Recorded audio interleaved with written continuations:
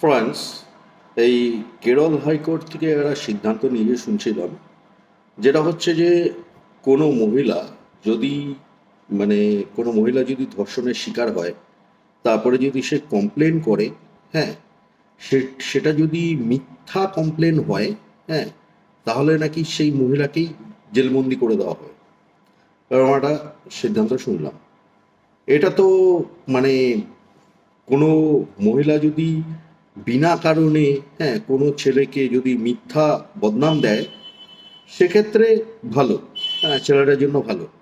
কিন্তু অ্যাকচুয়ালি এই যে মিথ্যা বদনাম দেওয়ার বিষয়টা, এরকমটা কত হয়? নাকি ধর্ষণের শিকার মহিলারা বেশি হয়? বিষয়টা কি হবে আমি বলছি। এই যে কেরল হাইকোর্ট ধর্ষকদের সুবিধা করে দিল। কেন আমি বলছি, কোনো মেয়ে যদি ধর্ষণের শিকার হয়, সে যদি অভিযোগ জানাতে যায়, হুম, তখন একটা প্রশ্ন উঠে যাবে, এটা মিথ্যা অভিযোগ না তো? তাহলে মেয়েটাকে প্রমাণ দিতে হবে যে সে ধর্ষণের শিকার হয়েছে। ওটা যে মিথ্যা অভিযোগ নয়, এইটা প্রমাণ করার জন্য মেয়েটাকে প্রমাণ করতে হবে সে ধর্ষণের শিকার হয়েছে। এবার সে কি করে প্রমাণ করবে, একটা মেয়ে হয়ে?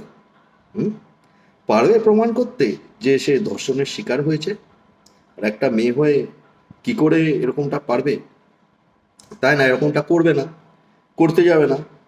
হ্যাঁ, তো করতে না গেলে তাহলে আর সেটা নিয়ে কোনো কেসও হবে না।